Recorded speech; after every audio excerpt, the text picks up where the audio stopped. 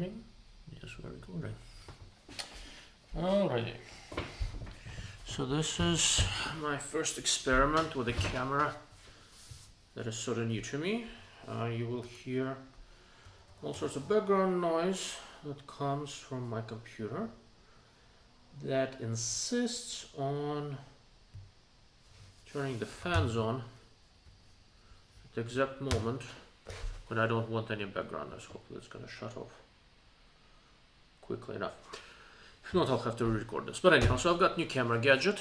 I keep on trying to find something that is appropriately small, appropriately simple to use, and produces appropriately a good sound. Generally, this whole business of recording videos has turned out to be an exercise for me in struggling with my accent, right? I'm trying to speak in such a way that a normal person can figure out what, for the name of God, I'm saying. And between my accent and generally less than optimal diction, that's not a very straightforward thing. And I keep on putting my hand in front of my face and scratching my nose. With that out of the way, today I'm gonna step back a little bit from the rifle scopes I've been looking at lately. Red dot sights, handguns, and all that sort of jazz. Talk a little bit about binoculars. The specific binoculars in question are the SWFA SS 12x32 binoculars with a ranging reticle. I've written about them a little bit, not too much. And that was sort of a first look, and since then I've been playing with them. I had originally looked at the early experimental set that they had. The computer is still making noises, which annoys me. I'll just shut the stupid thing off.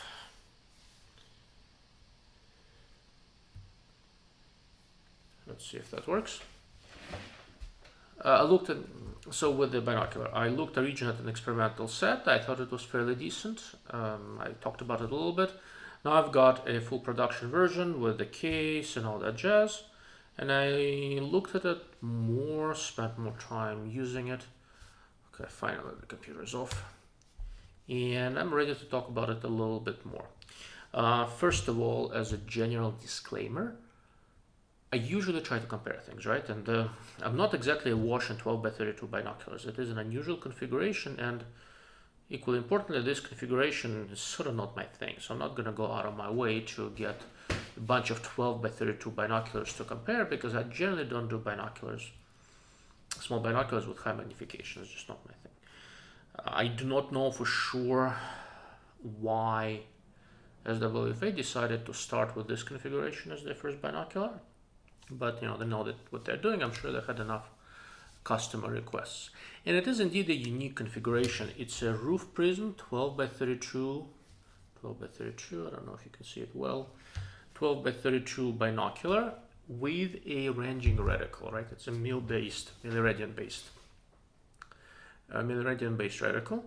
And the unique thing with this reticle, so there are binoculars with reticles out there, and all the reticles are sort of fixed in place. Here, there is a separate control ring here where the reticle can rotate. And that is sort of a big deal, because if you look at how binoculars are used, depending on your interpupillary distance, right, the reticle can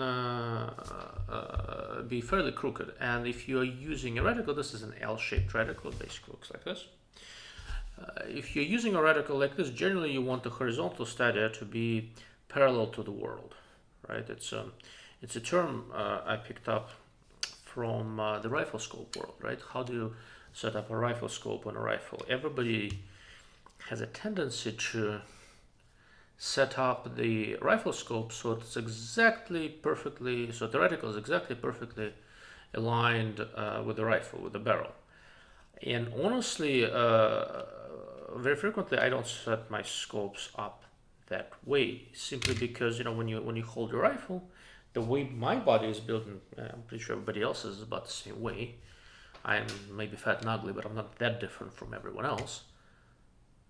And the way my body is built, my the rifle is pretty vertical, but for any other position, the rifle cocks a little bit this way. So I tend to set up my rifle scopes slightly canted so that the reticle would stay level with the world, with what I'm shooting at, with the environment, rather than with the rifle. And that creates slight horizontal offset between the axis and the rifle scope, but it does allow me to use the reticle to a better extent if I want to use the reticle for wind estimation, for holes, or for point of impact correction. In principle, the same point also applies to the binocular, right? If, for example, if you are using a binocular to call out hits, somebody's shooting, you are spotting using a binocular, you want to call out a correction. If your reticle is not horizontal, vertical, how do you know what correction you have to adjust by the angle? Sort of a pain in the ass. But anyhow, so this binocular does allow it. Because of that, if you see, so on the right side, you have one adjustment, and that's a diopter compensation. That is what you will use to adjust for the difference between your eyes.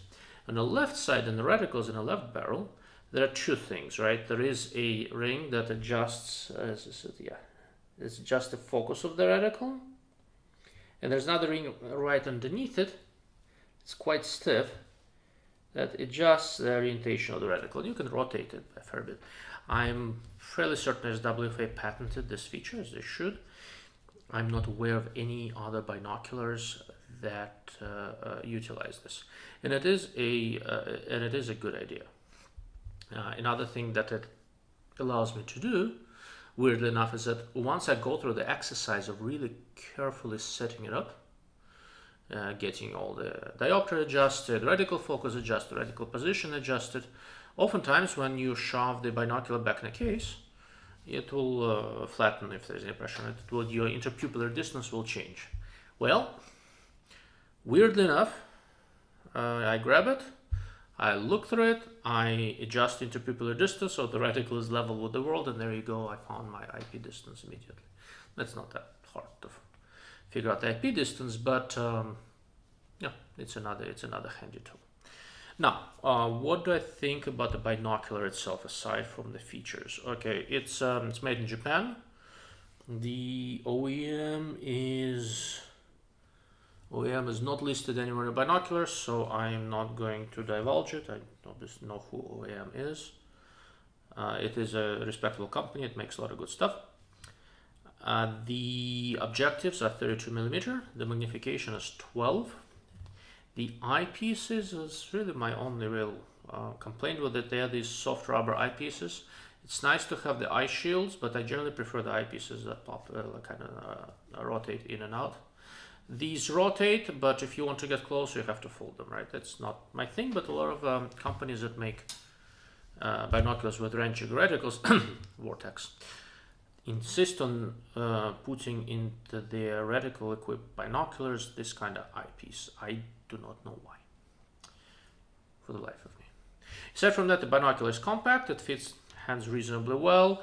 There are little indentations. I don't know if you can see it. Let's hold it for the thumbs. For my hands, I have medium-sized hands. The thumb indentations here are in the right place. The binocular is coated in some sort of fairly hard rubber. It's not very slippery at all. It's got some SWFA logos and all that sort of stuff. I will be damned if I care. If anybody from SWFA is watching, I apologize. Still don't care.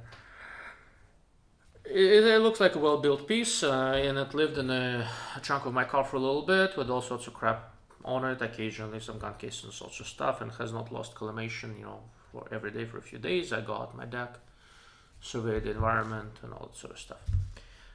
As you can figure out from the configuration, 12 power, 32mm objectives, this is not exactly optimized for low light. All right.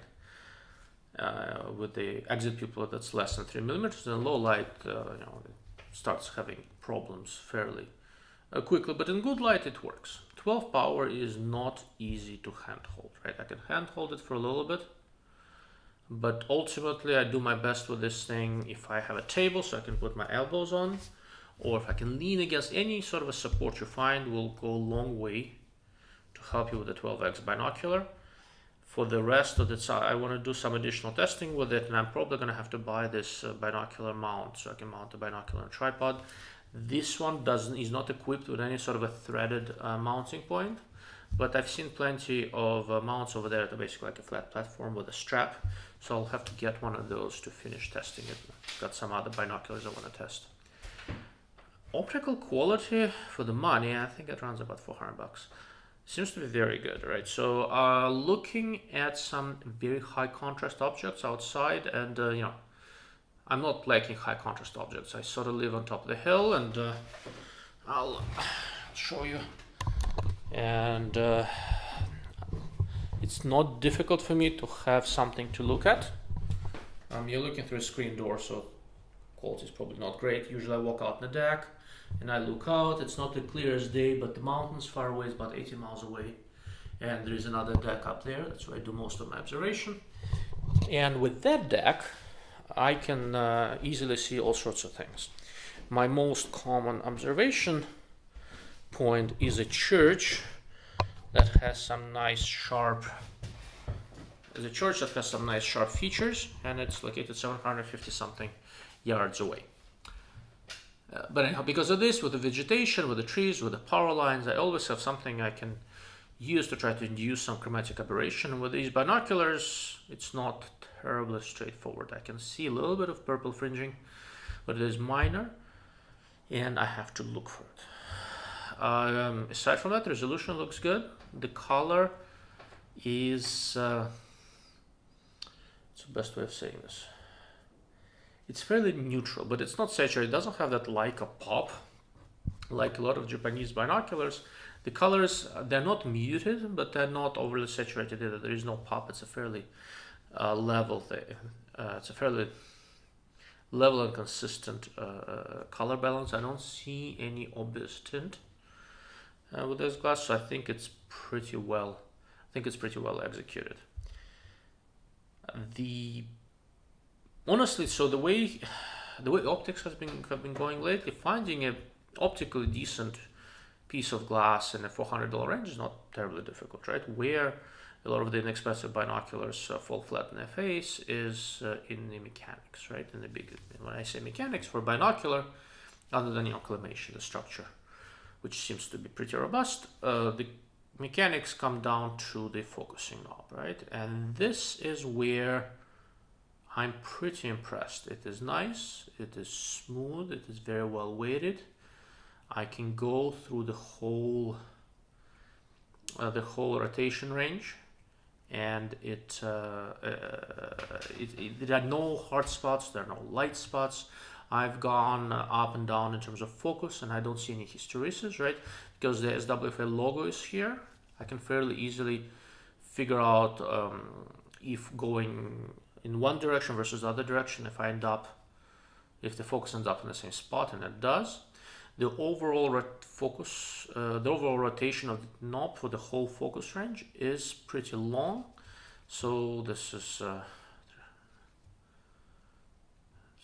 more than 170 degrees. So the focus is appropriately slow. It's not very slow, but when we're dealing with a 12 power binocular, the depth of field is very shallow. Because the depth of field is very shallow, you really have to be very careful with the focus. And that has been, when the guys at SWFA first told me they were going to do a 12x binocular, I was more than a little skeptical. But after using it for a little bit, I see a merit, and I'm really pleased with how the focusing knob was done. It was done well. Aside from that, before I wrap up, so what's the reasoning behind 12 power binocular? Well, in principle, I'll be damned if I know. That was not my suggestion. But if you are making a binocular with a ranging reticle, having a little bit more magnification is not a bad idea. Because if you are trying to really range in a high magnification binocular, that semi-radian scale looks a little bigger, and ranging and holding for things is a little bit more straightforward, and I like that. Anyhow, as I do the write-up, I'll introduce a picture of the reticle. I'll talk a little bit about it a little bit more. I like the way the reticle is located. So when it comes to binoculars and spotting scopes, I don't like reticles. It's smack in the center of the field of view. It's not an aiming device, it's an observation device. I want to mostly use it for observation without thinking that the reticle is blocking my view at all. I want the reticle to be just on the edge of the field of view so that when I need it, I can kind of glance at it and quickly use it for whatever I want to use it for, range estimation or whatever else, but I don't want it to be, smack in front of me all the time. And the reticle here is visible, clearly there, but sufficiently out of the way where I don't pay attention to it if I don't need it. That's sort of a nice thing. But anyhow, beyond that, I'll keep testing it, I'll keep beating it up, and I'll post occasional updates to see how it does. But so far, I'm pleasantly surprised. So, I'm not a high power binocular guy. My expectations were pretty low, but it's a surprisingly usable piece considering how compact it is and how high of magnification it is.